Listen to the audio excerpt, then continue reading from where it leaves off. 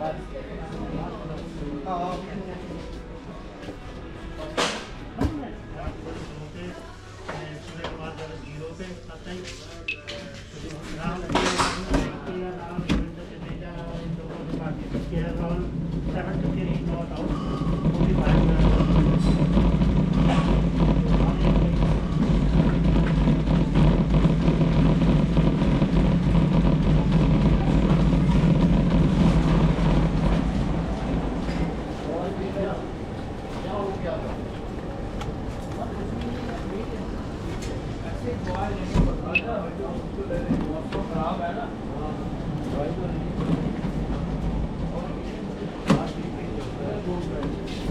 इधर ही यार घूमने आ गया अच्छा भी है ना जरा घर में बैठ के क्या करना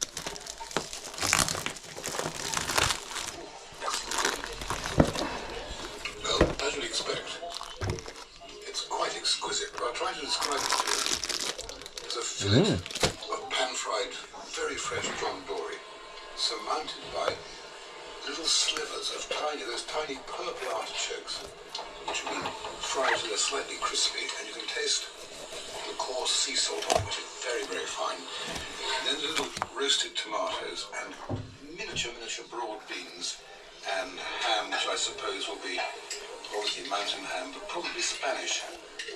This is really very good. This is definitely the Mediterranean.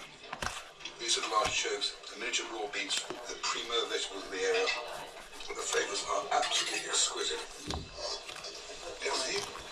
Ah. By the way, for those of you who think I need an extravagant lifestyle, well, in fact, as I do, and you ought to know that this meal I'm having, I'm not paying myself, of course, is the sort of a 5-course meal of this quality will cost you around about £60, exclusive of wine.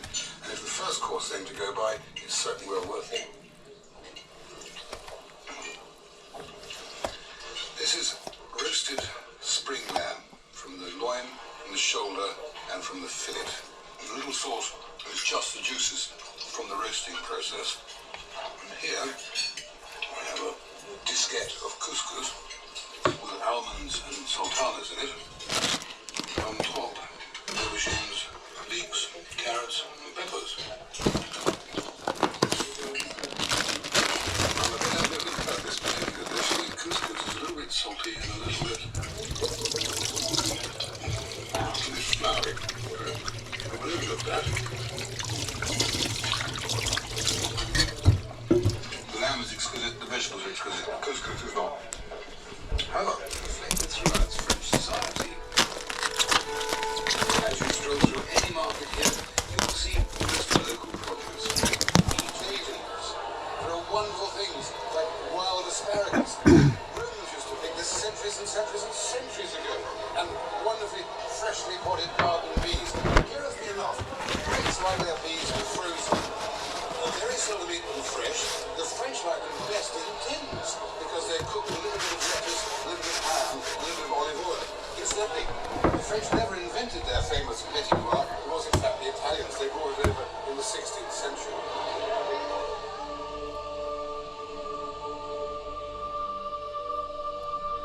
The French are, of course, equally passionate about wine, and that's why I've taken the short boat trip from Cannes to the island of Le Rhône. This has been the site of an abbey since the 5th century. In the past, monks have seen turbulent times. They were obliged to repel the invading Moors during the Middle Ages, and the island was strategically important during the Franco-Spanish Wars of the 16th and 17th centuries. The abbey has been restored several times, most recently in 1868, and the island offers an appropriately tranquil setting for the monks who live here and spend much of their time in prayer or meditation. Visitors come to the island to experience some of that peace and quiet, and to sample some of the rather splendid wines the monks produce. I shared a glass with Father Marie. Alors, vous avez combien d'hectares de vignes à ce moment? En ce moment, on a 7 hectares de vignes. En gros, ça se répartit sur 4 hectares de rouge et 3 hectares de blanc. Et ça rapporte combien de bouteilles dans une bonne année? Bon, tout n'est pas en rendement encore.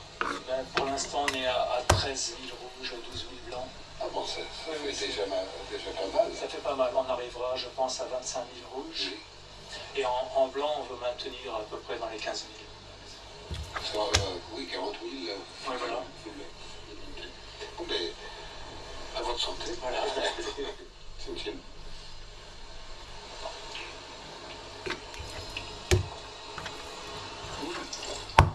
C'est très intéressant, ça. Là-dedans, si je parle conneries, ou une petite de bêtises, pardon, mais je sens la mer et les pines. Le pain. Le pain, là-dedans. Tout à fait. Le terroir est très marqué. Le terroir est très marqué, oui. Oui, très marqué. You can really taste the surrounding countryside in this delightful wine. It's worth taking a few bottles back with you when it's time to leave.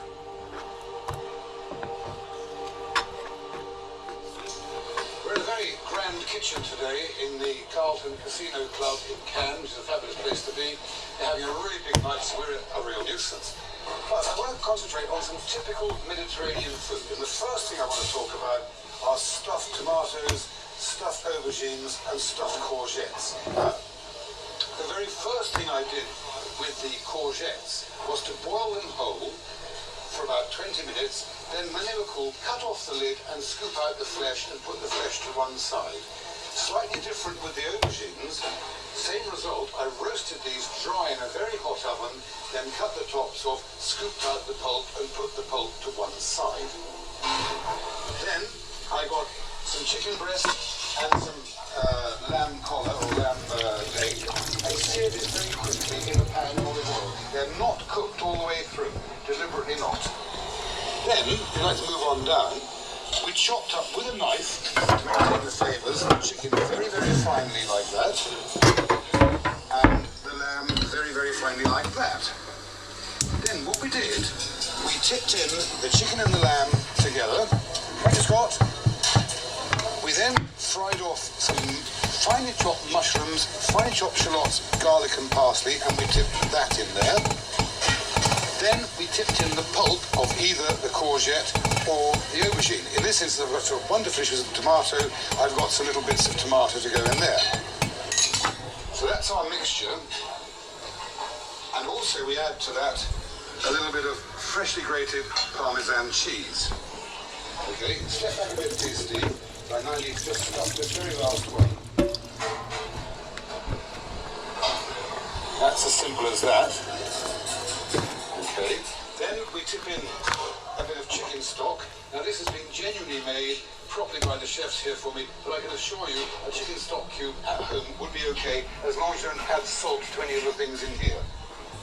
So put some of that in there, like that, and we'll put in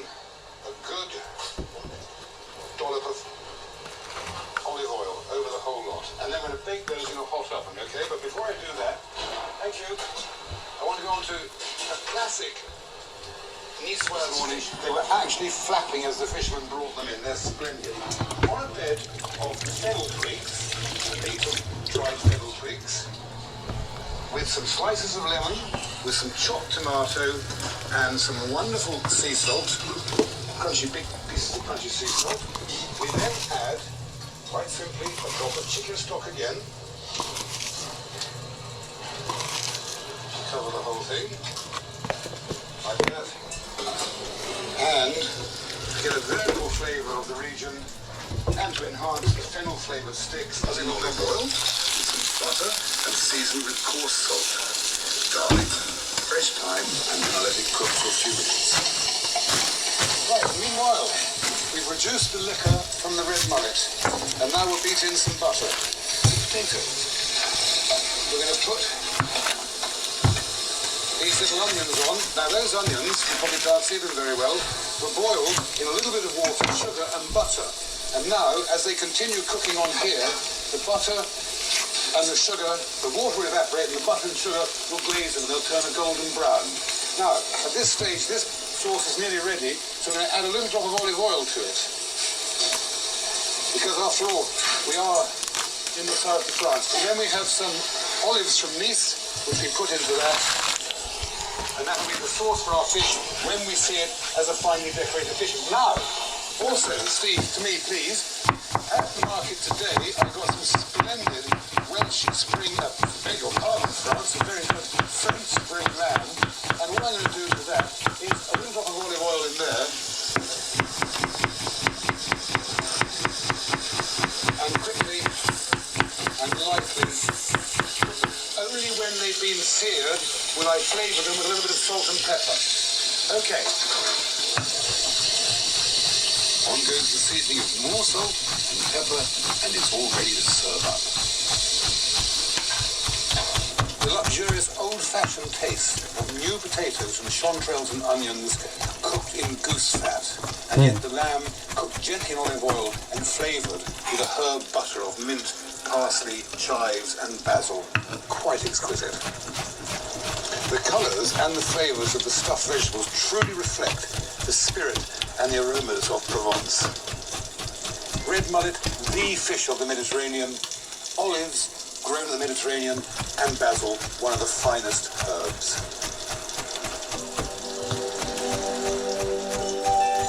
In 1848, Monaco faced bankruptcy when the taxes levied on lemons and olives grown in Menton were no longer forthcoming. In desperation, Charles III, the then Prince of Monaco, opened a casino. And the rest, as they say, is history. Covering just 1 square mile, the Principality of Monaco is one of the world's smallest sovereign states after Vatican. A tax haven, Monaco attracts the famous and the very... Now, you need more than a few quid to stay here for a night. This is the luxurious Hotel du Paris, practically one of the finest hotels in the world.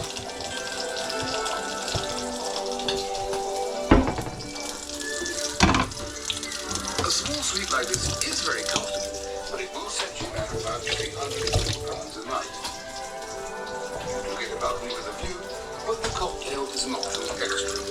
Just a quick one, you're going to try get to work. Merci bien.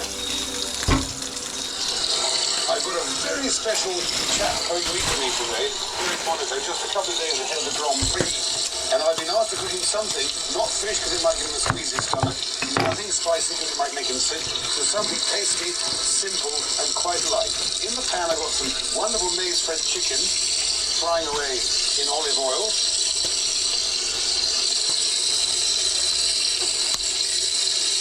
Into that I now add a dollop of butter and some garlic. Right. At this stage, I'm going to season it with some very coarse sea salt because it really brings out the flavour after the chicken has been seared. There we are. That's that.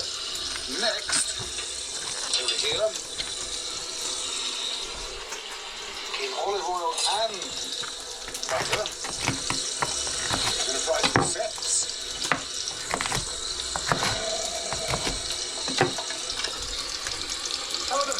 reckless boat there, Steve. You're going to be doing that all day. As the cameraman quite rightly said, if he lived in Britain, he'd have a F-registered TR3 or something. FR1 or whatever it is. Anyway, some silly car. Right. Now, here's our chicken. We have chicken stock.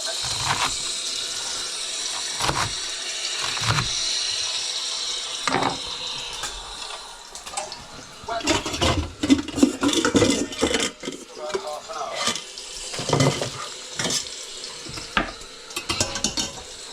Then we have some morels.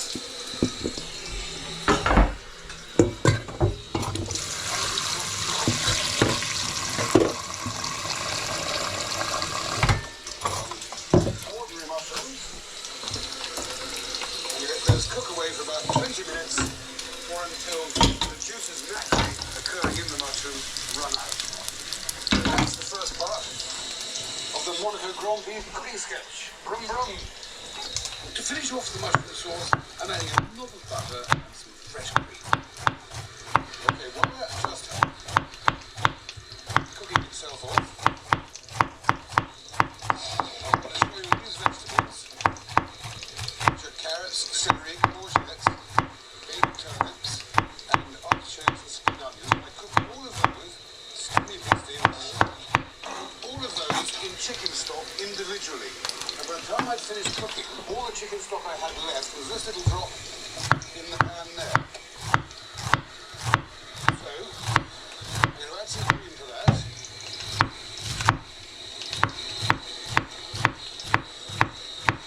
And just dab it round. Then we simply tip our vegetables into there now. And just let them warm through. And while that's happening, put some fresh spinach, just the heat of the sauce will cook that spinach. There's a lovely summery dish, isn't it?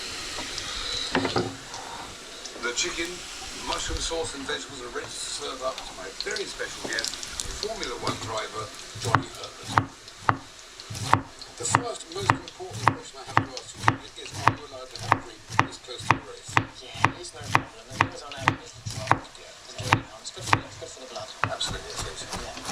Great. Now, first of all, you must try my food to see if it's edible or not, because again, you can't have one of the Michelin stars poison unable to win the race this coming weekend. No, definitely not. Well, give me these mushrooms as well. It gives me a bit of energy. Yep. Is diet an important part of your training and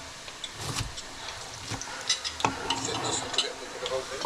It is, because, you know, we don't want to try and have heavy creamy things normally before the race, just because it takes a long time to digest. Yeah. So we take our time. But we normally have fish, or I have a lot of chicken normally at the race day, so it's good for me. So. Now, you look incredibly fit. Do you work out as well? Not at all. Not at all. No. Well, I'm afraid no. You have to work really hard, because they give you a big pound when you drive. And then, Yeah, oh, for sure. You know, we do a lot of work. You know, here it's great for me. We start down here. We like to do all my training on the bicycle, and it's all up here. when you're sitting in the group, You're very nervous. Normally, because the concentration is very high as well, we've got to do probably the next 30 or 40 seconds. But as we get up to the top, obviously we're in second gear coming out of the corner. So we go third, fourth, fifth.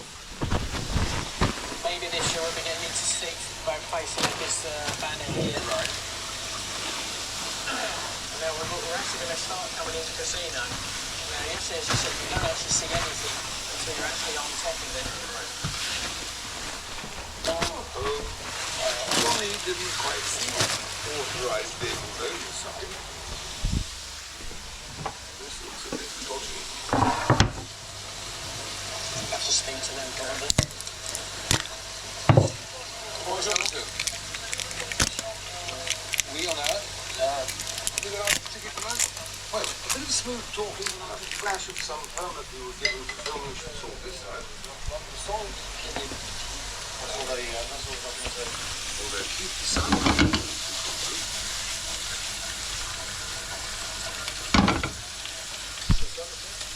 Clearly not our day. We've just been told unformed right then. This is absolutely brilliant. We've just been told one of the greatest racing drivers in the world.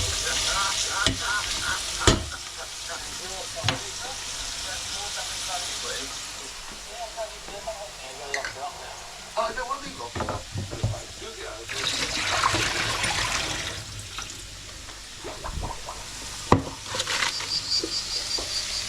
The atmosphere of the one is safely raised rapidly. Of course, I think it's effective. Although a year before I started I always tell me about this.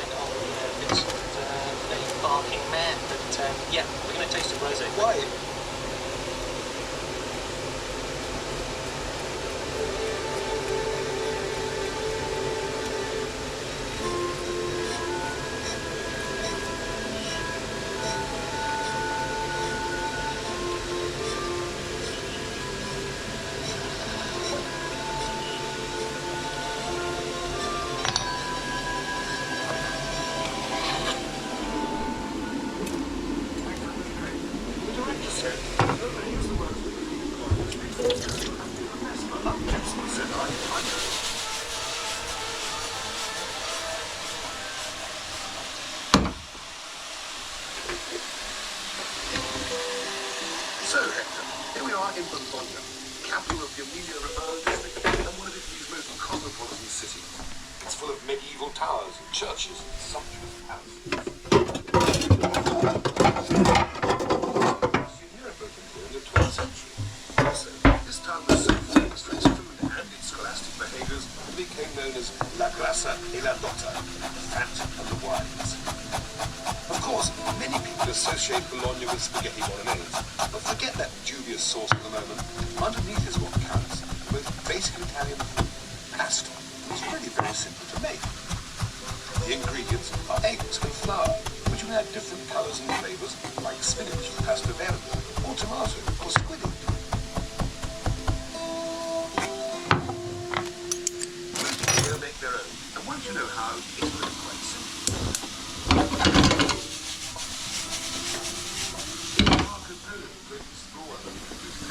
In China, where they have this stuff called noodles. But the Italians love that so much they can breed their own thing, and now they can also 200 different types of shapes.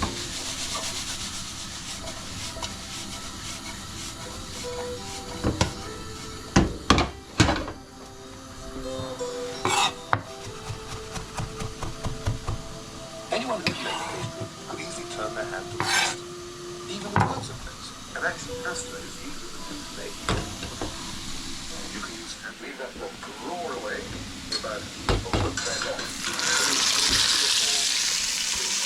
But in the meanwhile, pasta, try with the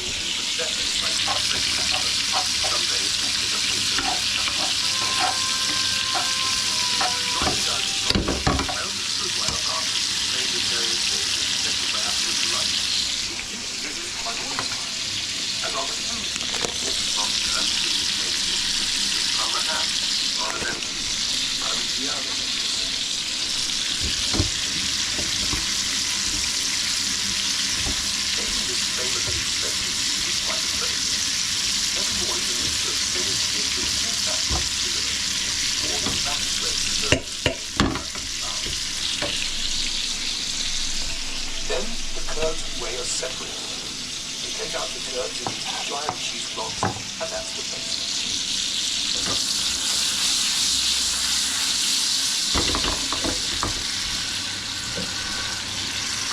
They're wrapped in cooled in these molds, then they're made to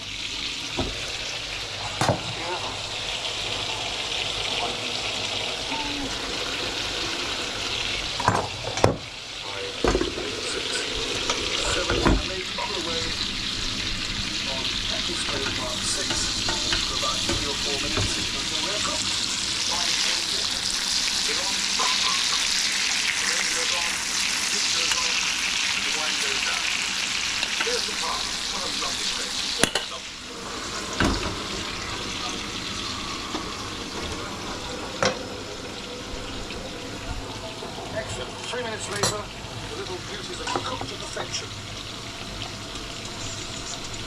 See how beautifully puffed up, beautiful fresh pasta. You cannot beat fresh pasta.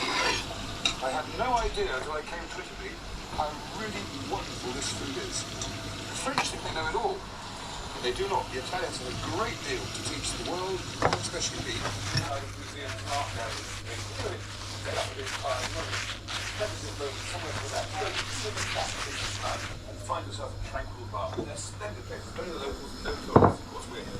And one of the things they have is splendid. Very simple thing. A lovely wedge of salt cod soaked in fresh water for 24 hours.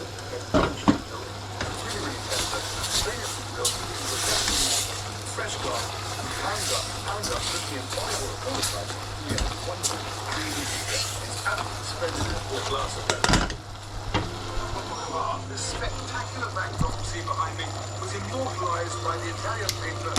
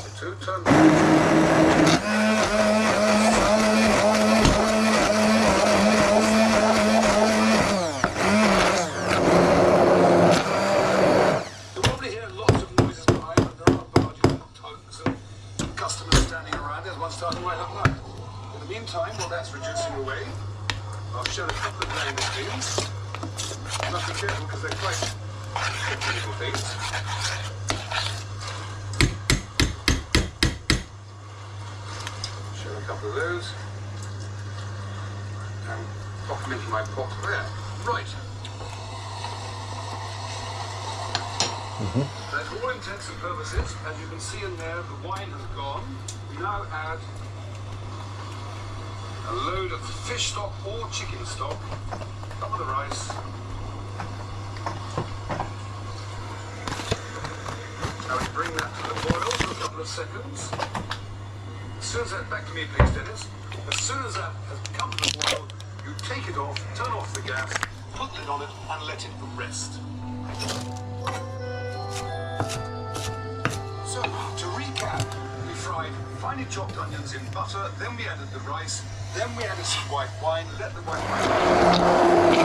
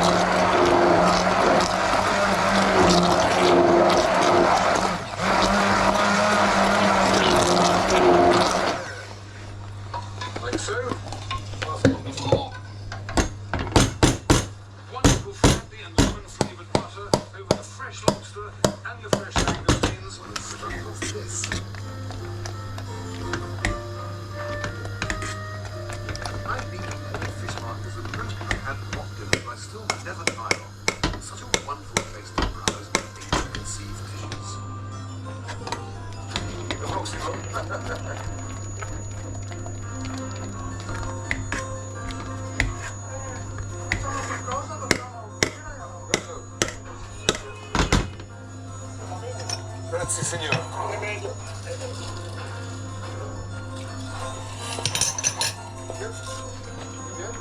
That's it, thank you.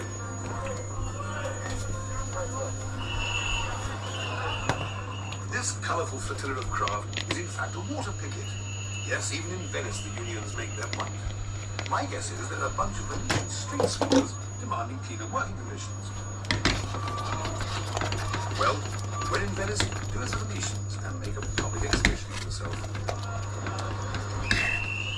Okay, Dennis, I think you've seen enough of the herbs. Most people would do a cookery sketch in a proper studio under hygienic, clean, quiet, silence and sensible conditions. Okay, thank you, sir, man.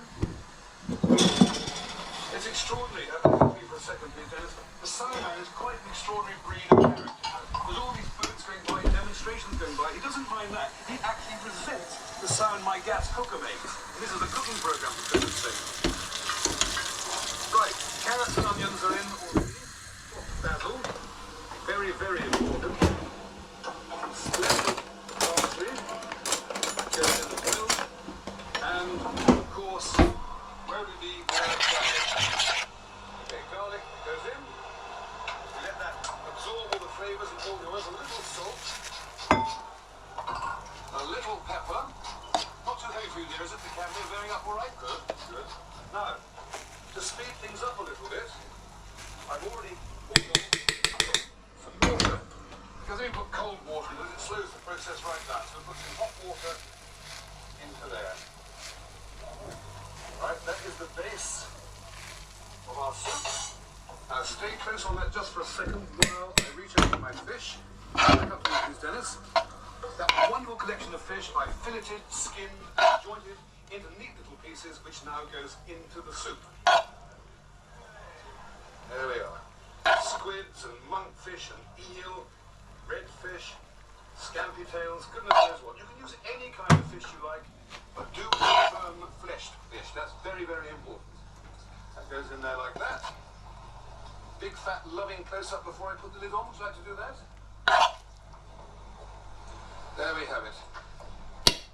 Okay, the lid goes on, the gas goes on, the beak goes on, and the demonstration goes on.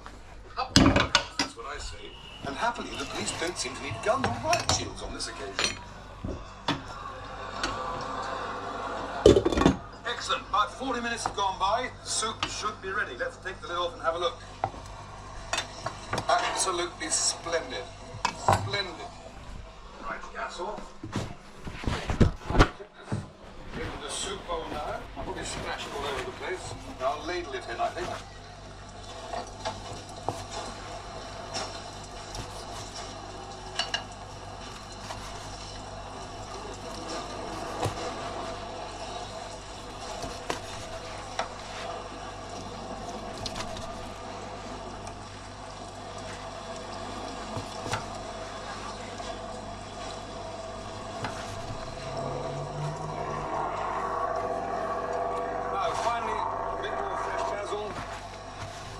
Fresh parsley,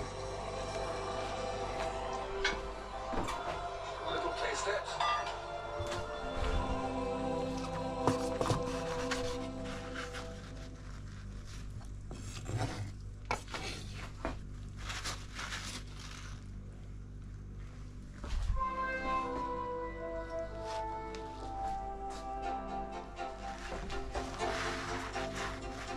do you know, Hector, that the Italians worship cars, and none more than the Ferrari. Ever since the first car rolled out of the Maranello factory in 1947, with the prancing horse in its badge, Italians have had an ongoing love affair with the Dino, the Testarossa, the Daytona, and all.